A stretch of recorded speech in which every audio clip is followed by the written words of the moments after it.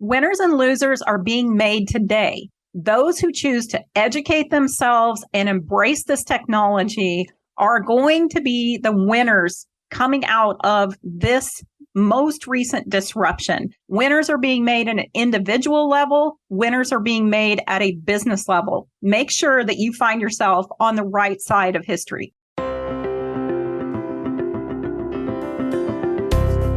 Welcome to the Find My Catalyst podcast. We all have problems we're looking to solve, and we know that there are solutions out there, but we struggle with this. How do we find the solution? Where does the nudge come from to help us take the next step and start solving tough problems? This podcast is designed to help you find your catalyst and take that next step. I'm Mike Simmons. I am a managing partner of Catalyst Acts, and today, Dr. Lisa Palmer joins me to talk about artificial intelligence. This podcast, like all podcasts that we deliver, is brought to you by the Catalyst Game Plan. It's our approach to goal setting and execution. If you'd like to find out more information, head to findmycatalyst.com. Let's get to the conversation. Lisa, it is awesome to see you again. We were fortunate enough to be together at Scott Ingram's base camp, which is all tied to his sales success summit, an early version of this. We got to see each other in Austin just a week ago, which kind of timestamps this recording. We're recording at the end of May. I know this will go live sometime toward the end of June, mid part of July, but it's great to chat with you again. You were awesome to hear and listen to when it comes to challenges that people are facing relative to using AI and some of the risks that are out there. So why don't you mind, what is your doctorate in? It's great to see you again too, Mike. And we had such a fun, interactive experience at Scott's Base Camp. It was a pleasure to be there. The most common challenges that I hear people facing with artificial intelligence today are really about overcoming their own fears in using artificial intelligence, or their fears that their jobs are going to be taken by artificial intelligence. Their businesses are being disrupted in ways that they either don't yet know or their gut is telling them if it hasn't been yet, it will be. So you are one of a handful of doctors that I think I've had on the podcast. So what is your doctorate in? So my doctorate is in artificial intelligence. I studied 46 real-world for-profit enterprise situations where they were leveraging artificial intelligence. So what are some of because you talk about these perceptions, the perceptions that people run into when it comes to AI. What's one that you commonly hear that you wish people would not have? I commonly hear that people are afraid of AI. As a matter of fact, I was at a professional speaking event and I was at the dinner for all of the participants the night before. And the woman sitting next to me said, "I hate your area of focus." And that was a pretty strong reaction. And it was so powerful to me to hear her perspective. And I wanted to dig into that. I'm very curious and spent a lot of time with her unpacking what that meant. And it's largely about this fear that we will lose our humanity to the capabilities of artificial intelligence. The thing that I really like to encourage people to do is to think of AI as a partner in your life, in your work. And not to think of it as the enemy, but to really consider the power of combining the very best that technology, particularly machines, bring to the table and the human creativity potential. We are so much better when we're augmented by technology. And yet technology it's not something we should be afraid of. It is something that we should think of in continuing to help us to evolve. I actually see artificial intelligence as the key to solving some of the most complex problems we have on the planet. I have full expectation that we will cure cancer leveraging artificial intelligence. So I am super excited about the potential, and I really want that to come across to others as well. What's an example of technology that you can think of where people had a similar reaction to this new technology being introduced? What we are seeing happen with artificial intelligence is following exactly the same adoption curve that every other technology in history has followed. As far as concerns about things with job displacement, for example, let's take back in the day, there used to be a physical operator, someone who sat in a chair and cross-connected. They would call the operator and say, I want to talk to so-and-so. And they would pull out the connection and plug it into another place on the operating board, right? So that we could have phone conversations.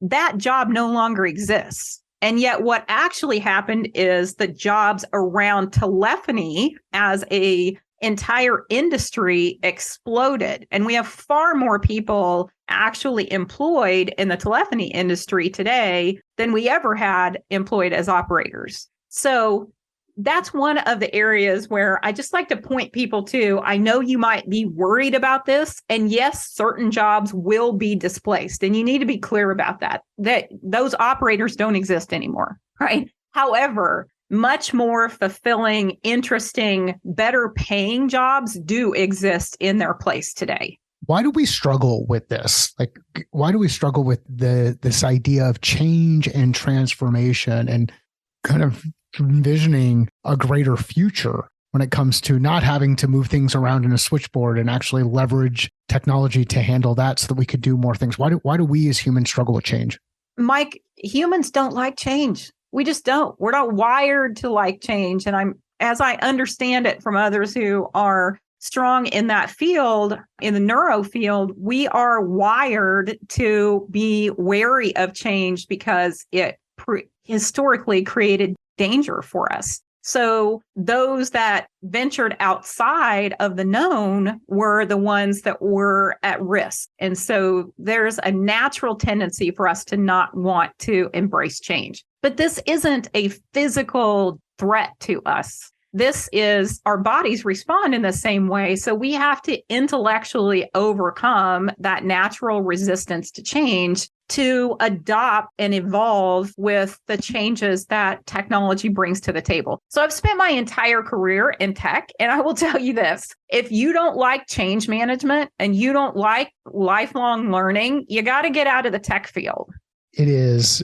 I mean, there's so many different jokes that people or stories that people will tell about it. And one of them is kind of like the weather in Hawaii. If you don't like the weather in Hawaii, wait 10 minutes or something to that effect. It's kind of the same thing applies inside technology. You don't like some of the stuff that's happening inside this technology or some of the work that you're doing, things are going to change quickly. And you've got to be comfortable with this idea of change. So why should people love the idea of what AI can do or what artificial intelligence can do to help enable human beings to do better stuff?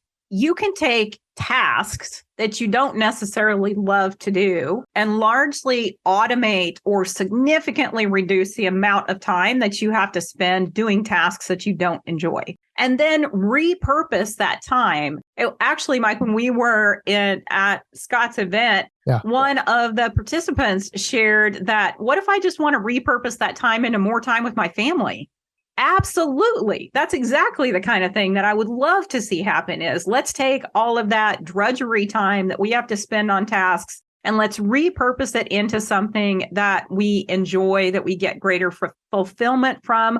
Or if you're somebody that is a seller or you're a business leader, you might repurpose that time into something that drives more revenue, that creates more business opportunity for you. So I think that there is so much potential to get rid of or highly condense these tasks that we don't enjoy through leveraging artificial intelligence in its form today. You can do this today. This isn't sometime in the near future. This is right now today. You can pop open an internet browser and have the ability to change the way you work and to create more time to do things that you enjoy.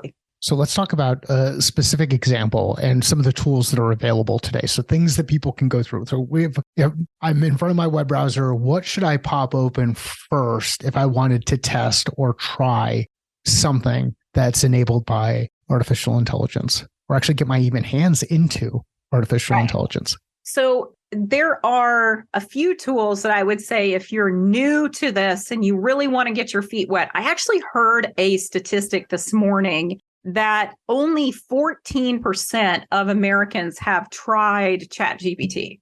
Wow. That statistic blew my mind because this thing is so powerful.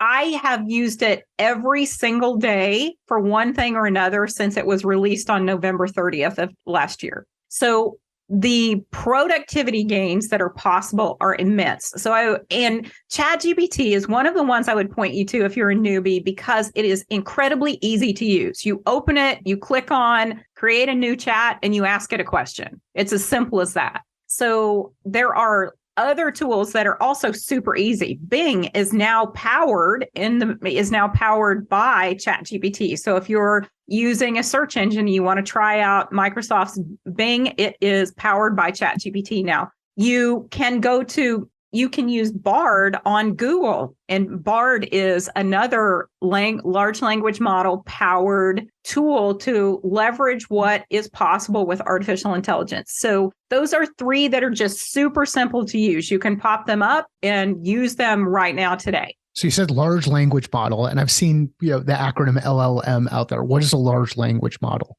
So think of a large language model like a compilation of data that's been gathered from all over the internet, from books, from artists' work, just a myriad of different data sources have been pulled all together. And now imagine that you can just use your typical question that you would ask that compilation of data, any question you want to ask it. And it will sort through everything it knows from all of that data that was compiled to answer your question in a highly informed manner. Now, I'll tell you this, Mike, large language models, these tools do suffer from what people often call hallucinations. I don't like that term because it personifies the tools, and AI is not sentient. It is not. So don't let the personification words fool you. This is a tool. Artificial intelligence is a tool. It is not thinking and feeling like humans do. But it's important for us to think about how can we get the most value out of all of this data. And it's been simplified for us that you don't need a you don't need a data engineer and a data analyst and data scientists and all of these other terms that people find a little bit scary. You don't need that to sit down in front of all this data has been compiled for you, and you just have to ask it a question. So it sounds like it makes data and information more accessible. Oh my gosh, yes. So it's the reason why I'm so jazzed about what happened with these large language models being released to the public. This is democratization of access to artificial intelligence. So what that means is historically, now remember that artificial intelligence actually came into being in the 1950s, okay? In the 1950s. So the fact that people are all very anxious and worried about AI right now is a bit of a double-edged sword. It's happened because they democratized access to it. So when they did that, there is an explosion of awareness of what is possible with AI. So at the same time that they empowered anyone with a web browser to actually use AI, which had been behind the scenes with only elite, wealthy, highly resourced organizations in the past, now everyone has access to it. It also made people aware of how powerful it is at the same time. So I am excited about the fact that it has this democratization, puts in the hands every individual and every small business owner the same power of access to tools that only highly resourced organizations have had in the past. I think that this is it already is highly disrupting the business arena and is creating equitability between small businesses and those that are the bigs. This is one of the things that I think is really, really cool and exciting about it as well. And there's like the whole, remember when we got our first encyclopedia in the house?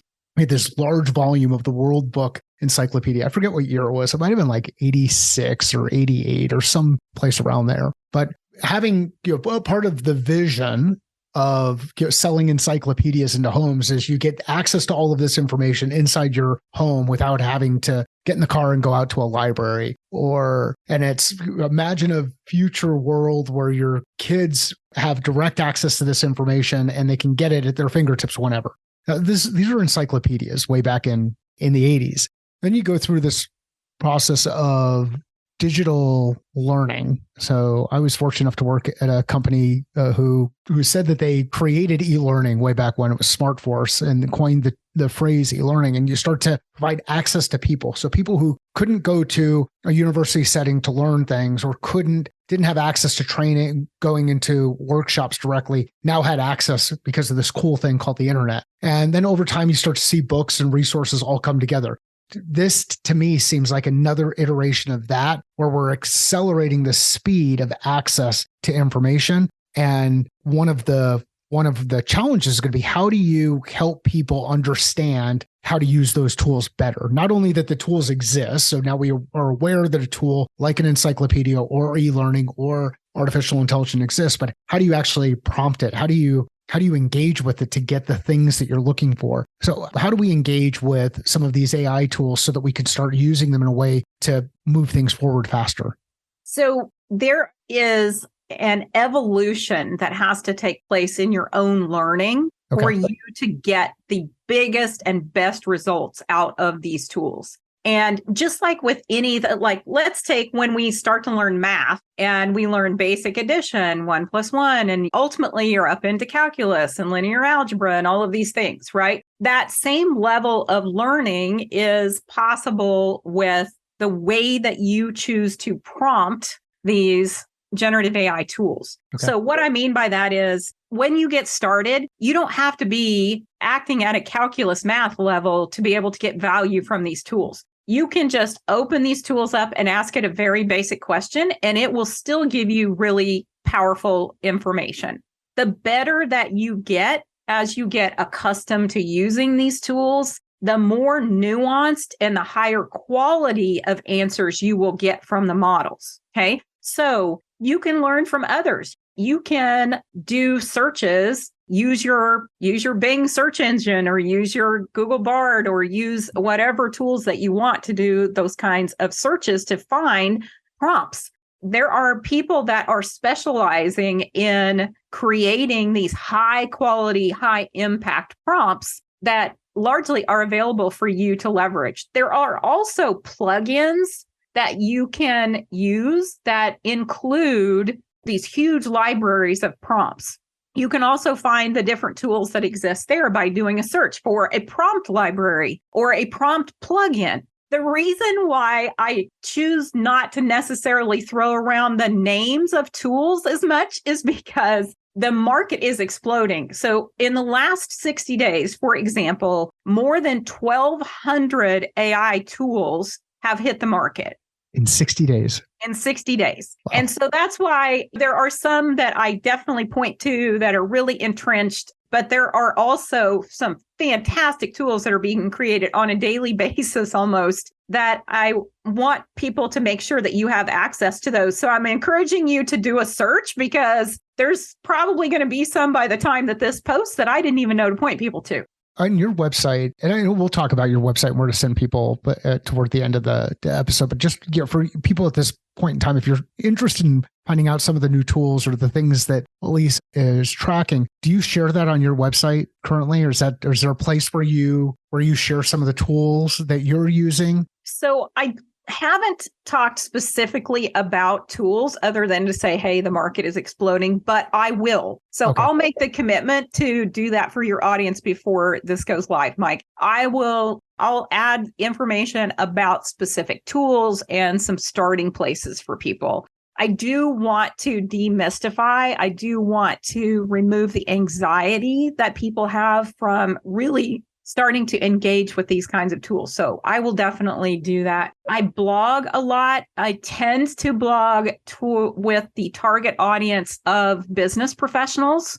And business is a pretty broad category. I have lots of different industries that I talk about, but my content is largely focused on business professionals because I want to help people to embrace this idea. Let's use it to make your individual productivity better, to improve the likelihood of your business thriving and succeeding in this disrupted environment. I want people to be aware of cross-industry capabilities. And this is super important because lessons that we're learning in things like retail for personalization can be applied to personalized medical care in the healthcare arena, right? So I want to write about different industries to really pique people's interest in what's the art of the possible? What could we do with things that others are already leading the charge on, but it may be outside of content that you typically read on a daily basis because it's outside of your industry or outside of your particular focus area.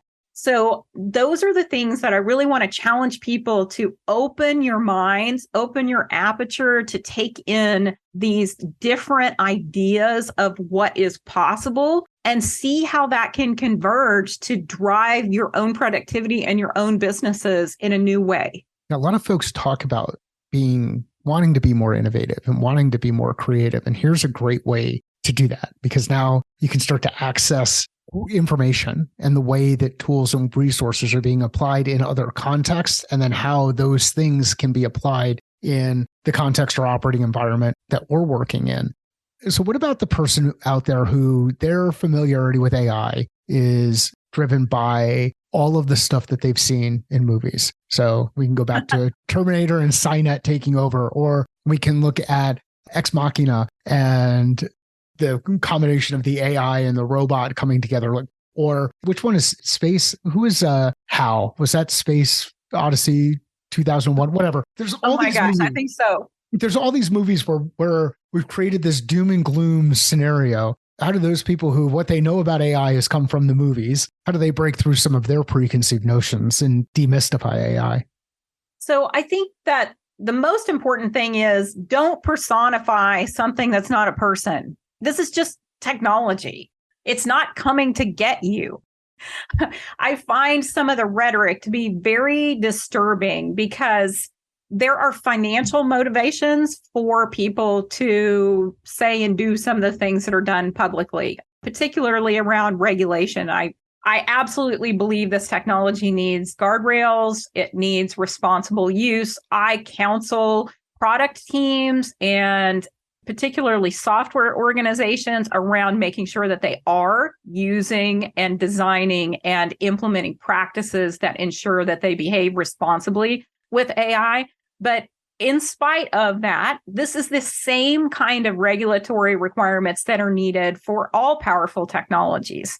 So try not to let everything that is spinning in the media cause you this level of anxiety, and remind yourself that they are never putting positive information out in the media, right? Like, when's the last time that you picked up any kind of news article and went, oh, that was uplifting? That never happens, right? It does not happen. No. It does not happen. So just keep that in your mind as context for a lot of what you read. There are financial motivations behind what are being said, and that is an important thing to keep in context. This technology is incredibly powerful. I actually tell people that it will have the impact on society that electricity has had. Wow. I didn't think about it. So let's go back in the day. It'd be good to have someone like Todd Capone, and Todd's been on the podcast a couple of times. He talks about the history of sales and gets into some of these things that kind of reinforces the Marie Antoinette quote, there's nothing new except what has been forgotten. But as we've gone through these technology evolutions that have happened, when you think of the impact that electricity has had, is there anything that you do today that isn't somewhat impacted by electricity? I can't think of anything. I can't think of anything either. Like, I was even going to go, like, my watch is not always connected, but I've got to power it up. So, and I wouldn't be able to get the data that I get out of my ring or my watch.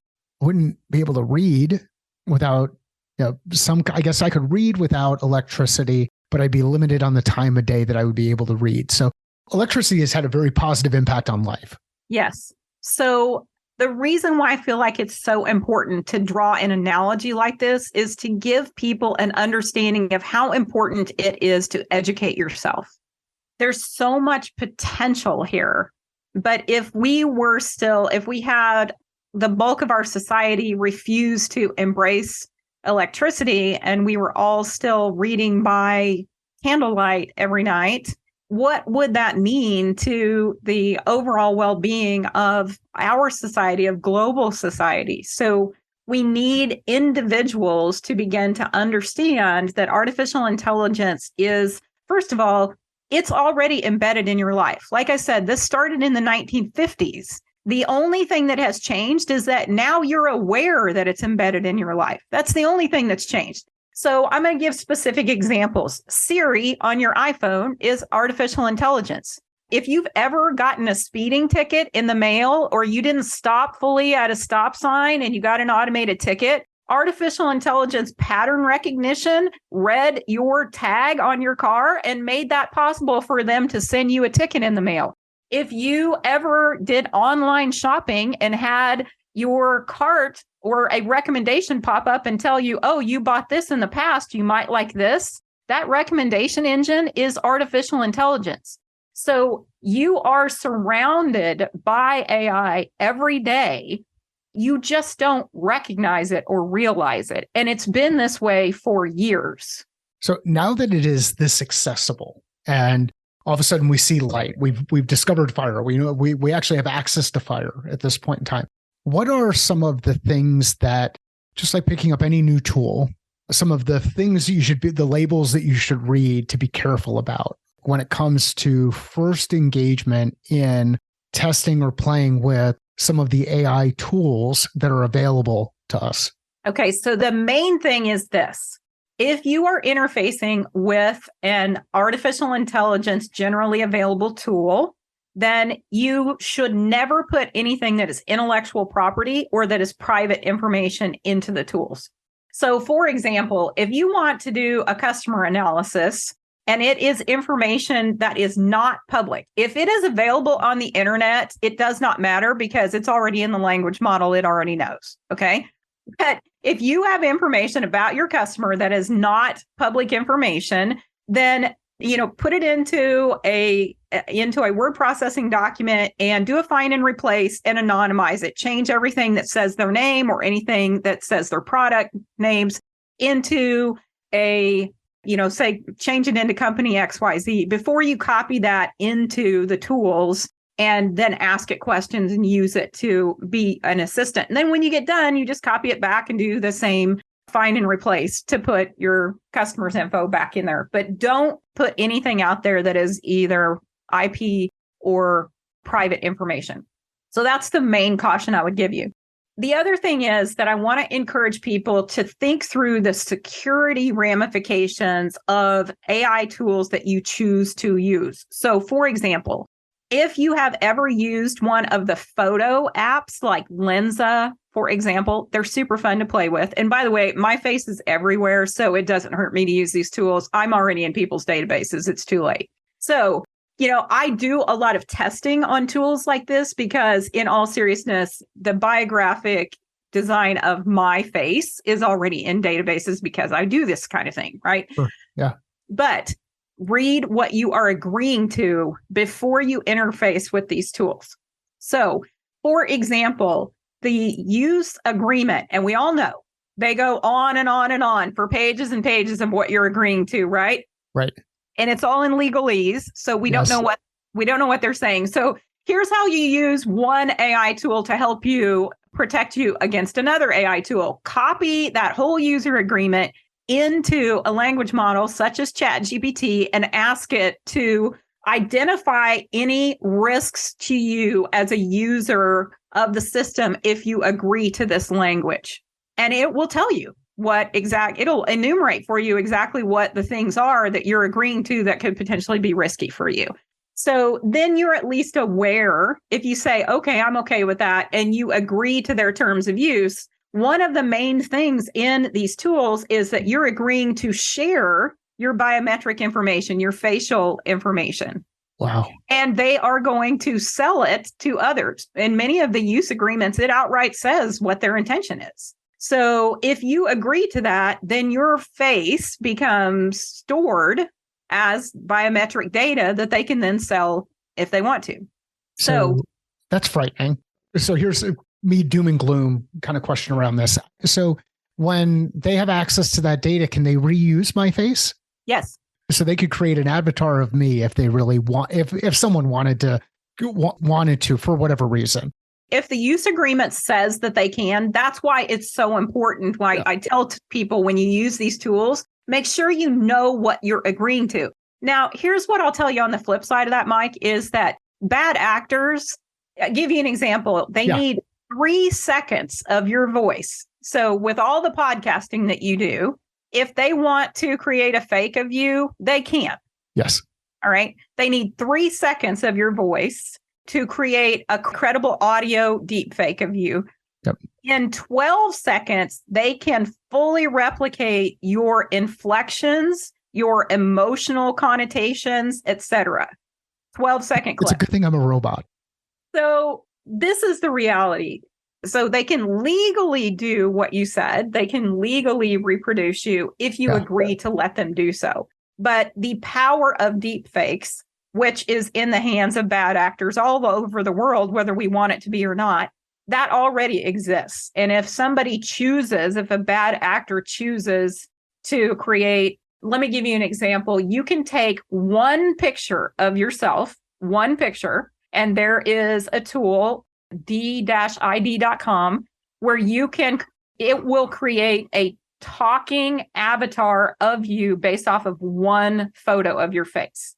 I almost wonder if we need to do a video version of this with AI generated versions of us communicating and share on YouTube. Like that would be the first time I've done a test like that. And it might be interesting to see. At the same time, a little bit freaky because you start to realize, hey, there's this power of information that's out there. And the thing I'm taking away from this, Lisa, is there's power in knowledge too. So if we know and we use and we become familiar, we then get a better sense for the risk. And we also need to understand that there are going to be bad actors who are going to leverage any number of tools to do bad things. Like, and there's bad things you could do with a car. There's bad things you can do with a number of different tools. Exactly. And this is why I am not a proponent of things like we need to stop AI development for 6 months, which was a call that was made. I can't get on board with that as an idea because no bad actor is going to halt their progress while the good guys are getting our stuff straight. That's just not going to happen. It's like I was fortunate enough to be in the cybersecurity space for a little bit of time, and I know you have some experience there as well. Could you imagine if everybody just said, all right, well, we're just going to pause so that we could get all of these things in place, and everybody else out there in the world who's trying to do bad is also going to pause as well. We're just all going to call a timeout. It doesn't happen. Yes. If that happened, the world would be a much kinder, gentler place. But that's not the reality, right? So to your point, yes, educating yourself. This is what I just hammer on this over and over. Be informed and use it to your benefit and informed manner. There's so much that can be done from a productivity perspective, from an entertainment perspective. I was just the other day working with one of my friends' grandkids they wanted to understand the difference between artist renditions of something. So we popped up Dolly 2 and he typed in, he's 9, he typed in the prompt, create a little boy on a horse in Van Gogh style. Oh, that's cool. Okay. Yep. And it popped that picture up. And then I had him put the exact same prompt in, create a picture of a little boy on a horse in Picasso style. And so in that moment, he was able to see his own creation in one artist style versus another right next to each other.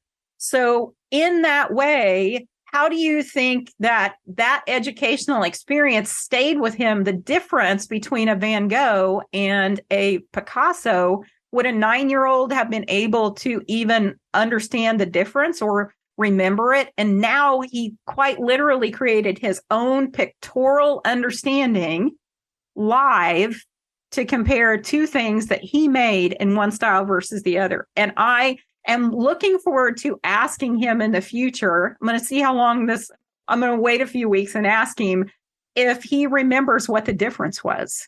I highly suspect that learning experience will stick with him far longer than if we had shown him pictures of the two different artists' work. Do you really think he would remember it at the same level? I doubt it. So I'm looking forward to testing it. I can't wait to hear.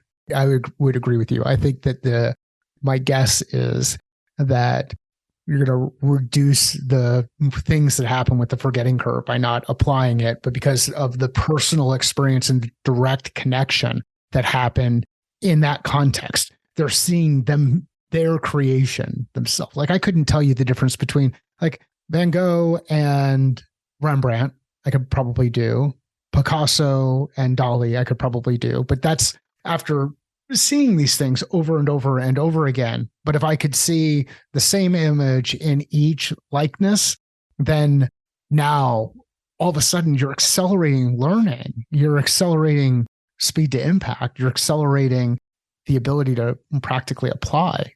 So I'm super optimistic about the potential here and what some really creative folks are going to be able to do. Lisa, this is great. Again, going through just that kind of visualization of did you say 9-year-old? Yes. Looking at these creation that they did in a certain style. What about us who are a little bit later in our career and we're thinking about how can artificial intelligence be used to improve personal workflow? And I know you talked a little bit about it on the front end about that being a cool thing that can be done. How are you actually using it today to improve your workflow? So this is possibly one of the most exciting things from an individual perspective that I want to encourage people to do. As professionals who have been in our jobs for some period of time, we have habits that we have created about the way that we get our work done, right? And so the question I ask myself all day long, when I start to do something that I realize is basically a muscle memory activity for me, this is the way I've always done it, I pause and I ask myself, how could I do this differently in partnership with AI? And I'm going to give a specific example of a major change that I have gone through because I have created presentations for years, presentations for clients, presentations for internal business conversations, presentations for everything, even volunteer activities. Lots of times I'm having to create presentations. And so I asked myself one day, how could I do this differently? And what I had historically done was I would sit down in front of either a PowerPoint deck or a Google deck, and I would say, I'm going to start from the beginning and I'm going to create an agenda, and then I'll put in some basic slides to say, this is the flow I'm going to go through. And then I would fill in the details over time. And that process would take me somewhere between 8 and 14 hours based on the content of what I was trying to create. So when I asked myself this question, I thought, how about I really take it from the beginning? So what I do is I use a tool called otter.ai, OTTER.ai, and I have Otter on my phone. I use it on web browser on my laptop. I pop it up on my phone and I turn it on and I brainstorm live into the tool. And I tell it everything, that this is the audience that I'm going to be presenting to. These are the key messages I want them to take away from the conversation. These are some of the concerns I suspect that they have. These are some of the opportunities that I want them to see. And I really just freeform brainstorm into Otter. Then when I'm done, I have it listens and creates both an audio and a full written transcript of what I have brainstormed into it. So then I take that transcript document and I pop the document into a tool like ChatGPT, and I ask it to create a logical flow agenda for me out of that transcript. And I choose to tell it to just create an agenda so that I can get a look at what it puts together and say, okay, I really like that, or let's move this item in front of that item. I do some minor tweaking to it from an agenda perspective. And then once the agenda is the way that I think makes really solid sense for my audience, then I'll tell it to break this down into 10 to 14 slides, include 3 talking points for each slide from my content, from my transcript that I shared.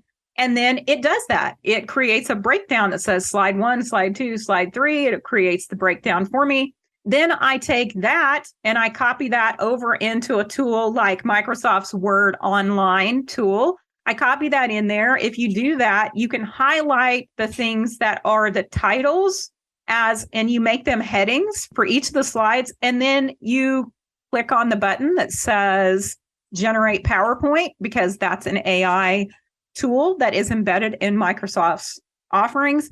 I auto create the PowerPoint slides, and just that quickly, I have gone from full-blown brainstorming to fully formatted slides. So that is how now I am in edit mode. So instead of spending the bulk of my time creating the individual slides, I have spent the most amount of time in brainstorming and in the ordering and the flow of the actual presentation, and not in the mechanics of creating the presentation. And so then I've got a full slide deck that I can tweak in edit mode, and I'm ready to go. So I've taken that 8 to 14 hour process, and I can typically do it now in 2 hours or less. And this brings us back to that point that came up in Austin. I can either use that time to do more things with my family, or I can use that time to be more productive in work, or I can use that time for whatever the heck it is that you want to use that time for.